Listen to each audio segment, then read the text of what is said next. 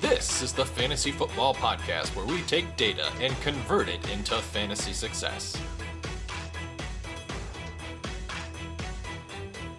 No bias, no hot takes, only victory.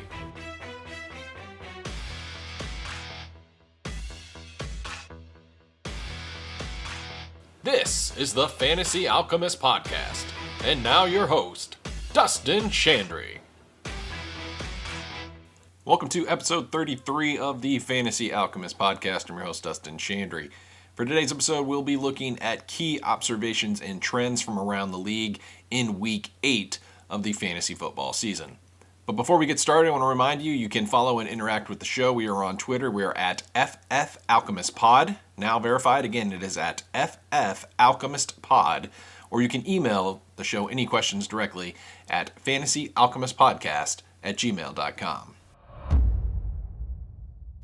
Now let's start our Week 8 review with the Thursday night game, and we'll start with the Buffalo Bills wide receiver Gabe Davis. Now Gabe Davis has had 5 games this year where he's had either 3 or 4 targets, and his previous high on the season was 8 targets. But on Thursday Night Football last week, Gabe Davis had a season-high 12 targets. He caught 9 of them, a 75% catch rate. He had 87 yards and a touchdown, 23.7 fantasy points. Now, in all 3 games this year where Gabe Davis has had at least 7 targets, he has scored a touchdown in each one of them, and he has finished with above 20 fantasy points. Gabe Davis remains the ultimate boom-bust start every week. In addition, Khalil Shakir of the Buffalo Bills also saw his snaps and routes accelerate every week in the past month. That was capped off on Thursday Night Football with a season-high 45 snaps, which is a season-high 47% snap participation, and he had 33 routes run. Now, he's still not relevant in standard redraft leagues, but he does remain a solid target in Dynasty. Keep in mind, Gabe Davis is a free agent, and Khalil Shakir does have a reasonable path to being the number 2 wide receiver next year for the Buffalo Bills. Now, speaking of young Dynasty targets who could take over as a starting role next year, Trey Palmer of the Tampa Bay Buccaneers led the wide receiver group in routes run in Week 8. He was slightly ahead of both Mike Evans and Chris Godwin. Trey Palmer broke 80% snap participation for the first time this year, and was the second game in a row where Palmer's routes run have been on par with both Evans and Godwin's. Palmer remains one of my favorite Dynasty targets, as he could assume the wide receiver 2 role next year, with Mike Evans set to leave via free agency. But the most important observation for the Tampa Bay Buccaneers is running back Rachaad White. He has run 67 routes in the last 2 weeks. He had 34 routes run in Week 7 and another 33 routes on Thursday Night Football in Week 8. Now, since 2021, there are only 7 instances where a running back has had back-to-back games with at least 30 routes run. Only 1 instance where a running back had at least 32 routes run in back-to-back games, just like Rachaad White has done here in the last 2 weeks. Of those 7 instances, that includes Alvin Kamara this year. Last year included Austin Eckler, Devin Singletary, James Conner, and then Leonard Fournette has done it on 3 separate instances with the Buccaneers from 2021 to 2022. Now, White is leading all running backs across the league in routes run and is in the top 5 of receptions, catching over 95% of his targets.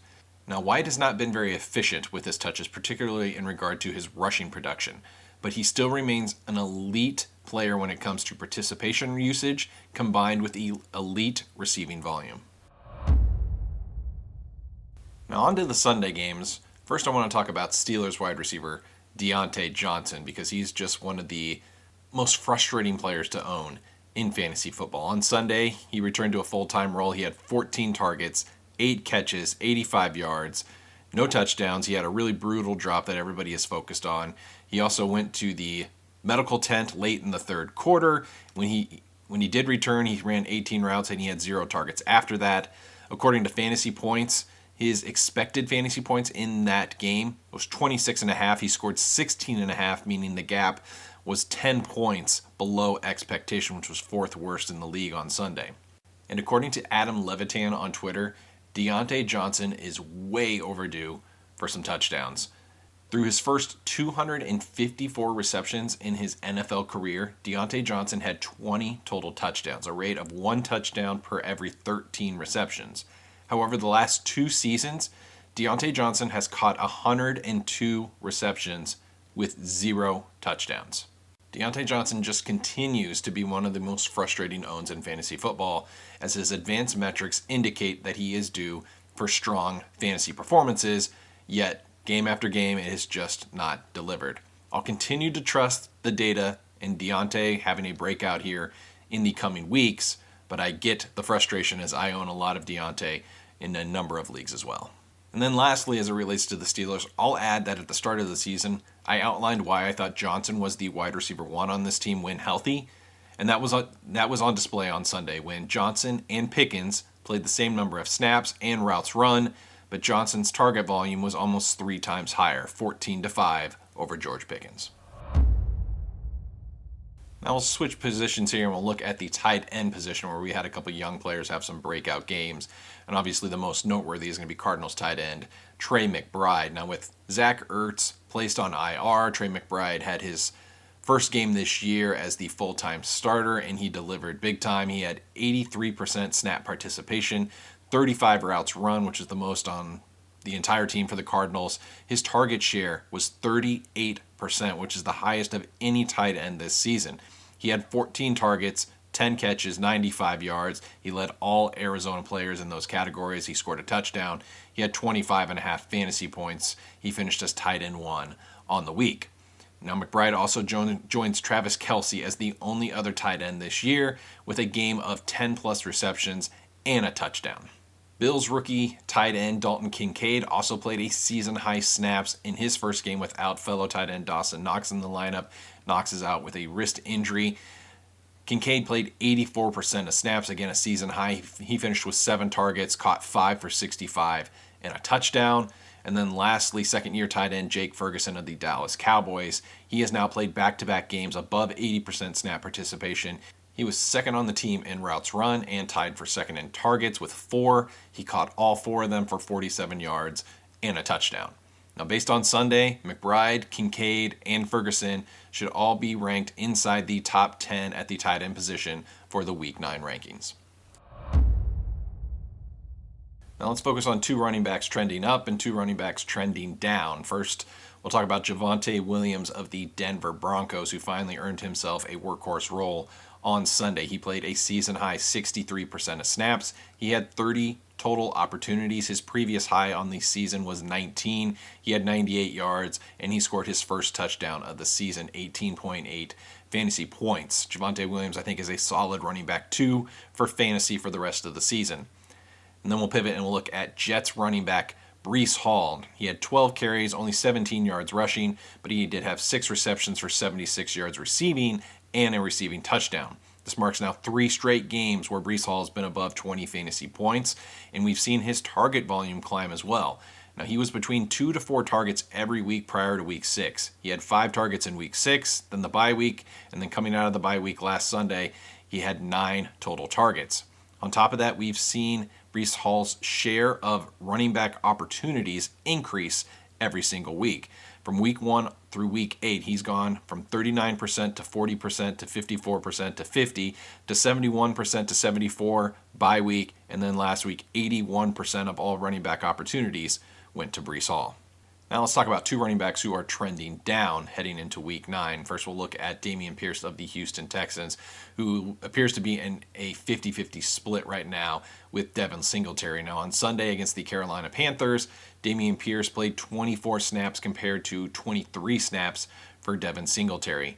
Dameon Pierce now has seen 50% or fewer of Houston's backfield rushes in consecutive games, and he has not been targeted since Week 5.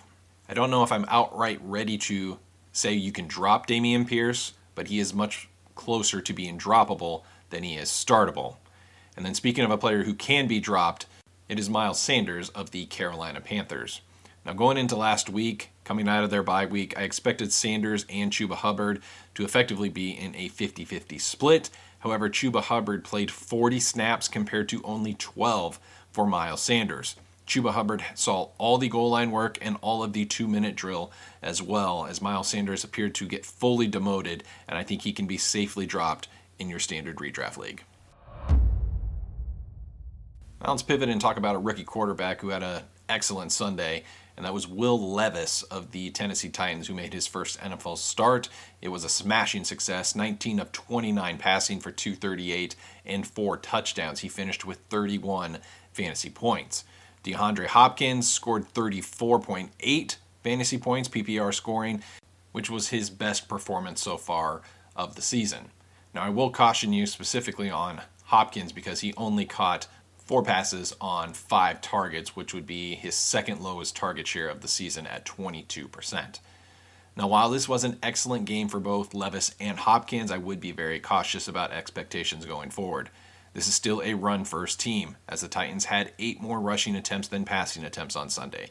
Will Levis is not going to continue a touchdown rate of 1 touchdown per 5 completions like he did on Sunday. And Hopkins is not going to score multiple touchdowns on a sub 25% target share in a low volume pass offense. Prior to Sunday, Hopkins had only 1 other game above 20 fantasy points, and he was averaging only 8.5 points per game in his other 5. Now, I understand the landscape at the quarterback position right now is difficult given the amount of injuries, but I would not be rushing to add Will Levis to my roster at this time, and I would be looking to trade away Hopkins off my roster based on that performance. I would need to see more than a 1-game sample before I'm ready to make any positive adjustments on the Titans' passing game for fantasy purposes. Now, one team we do need to readjust our expectations, at least back to the preseason expectation, are the Cincinnati Bengals. Now, surprisingly, I got a lot of questions last week about starting Joe Burrow, and I highly recommended him as a start on last week's Don't Be Afraid to Start Him episode. ESPN had Burrow as quarterback 12 on their Week 8 rankings. I ranked him as quarterback 7, and he finished as quarterback 3.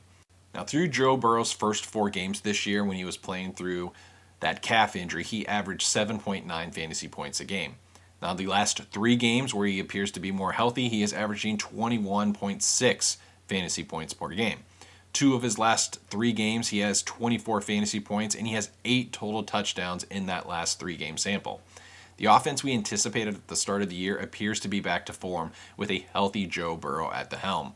Jamar Chase had another 12-target day. He has 44 total targets over that last 3 games with 4 touchdowns. Mixon had his best fantasy game of the season with 20 fantasy points, and T. Higgins went for 12 fantasy points even though he only played 67% of snaps as he works his way back from a rib injury. We should be back to treating the Bengals offense as we did at the start of the season. The Seattle Seahawks had some very strange fantasy outcomes on Sunday. First, DK Metcalf was back from injury. He had 14 targets, which was a season-high 39% target share, but he only caught 5 of those, no touchdowns, finished with 11.7 fantasy points. However, the Seahawks have a very favorable stretch through the second half of the season, and they close with the Eagles, Titans, and Steelers in the fantasy playoffs. All 3 of those teams rank among the league's worst in fantasy points to opposing wide receivers. As for the running back unit, Zach Charbonnet outsnapped Kenneth Walker for the first time this year. On top of that, the Seahawks, which had been a more balanced offense, had a very wide gap between passing and rushing attempts on Sunday. They had 36 pass attempts to only 17 rushing attempts. And even though Walker did not get his usual playing time, he played well as he ran 8 times for 66 yards. Now, I'm not changing my opinion on this backfield at the moment. Walker should continue to be an automatic start, but monitor his health throughout the week. And Charbonnet should be a bench stash in the event that Walker were to get hurt. Now let's talk about a pair of wide receivers in difficult situations. First, let's talk about Browns wide receiver Amari Cooper. He is still averaging over 8 targets a game without Deshaun Watson at quarterback, but Cooper has an abysmal catch rate right now, below 40%. He has 13 receptions on 33 targets in his last 4 games without Watson in the lineup. Furthermore, Cooper has no touchdowns without Watson either. Cooper needs to remain on your bench until Watson returns, as he's averaging less than 10 fantasy points a game without Watson in the lineup. Another player in a similar situation is Marquise Hollywood Brown. Over his last 4 games, Brown has 37 total targets, but he has only caught 17 of them, a 46% catch rate. Brown is only averaging 11.5 fantasy points over the last month with Josh Dobbs at quarterback. However, we expect Kyler Murray to return, possibly in Week 9, but most likely in Week 10. Now keep in mind, last year, Through the first 5 games of the season, with Murray at quarterback and Hopkins suspended, so Brown was operating as the wide receiver 1 with Murray at quarterback, Hollywood Brown was averaging double-digit targets and over 18 fantasy points a game. Let me comment on Ravens running back Gus Edwards, because I did not recommend him last week as a priority waiver claim. However, on Sunday, he had his best fantasy game of the season with 80 yards rushing and 3 rushing touchdowns, 29.4 fantasy points. However, Edwards continues to see about 50% snap participation with limited target volume. Nothing has changed about Edwards' utilization from the start of the season compared to the last 2 weeks. Edwards remains a touchdown-dependent running back who gets no relevant target volume. From weeks 1 through 6, Edwards' fantasy scoring consistently ranged between 4 to 7 points when he didn't score a touchdown. I know I got burned last week with this recommendation, but I'll continue to bet against Edwards being a reliable fantasy option in your starting lineups. Lions running back Jahmyr Gibbs was sensational on Monday Night Football. He had 26 carries, 152 yards, 1 rushing touchdown, 5 receptions, 37 yards receiving. Over the last 2 weeks, Jahmyr Gibbs has 57 total fantasy points. However, if I owned Gibbs, I would be looking to see if I could sell high in redraft leagues. The Lions go on bye in Week 9, and I anticipate David Montgomery will return in Week 10 from injury. Keep in mind that Gibbs' snap participation was below 50% through the first 4 games of the season when David Montgomery was in the lineup. And then lastly, let's touch on the fantasy implications for the quarterback injuries for the Rams and the Vikings. First, we'll start with the Vikings, who have lost Kirk Cousins for the season, an Achilles tear on Sunday.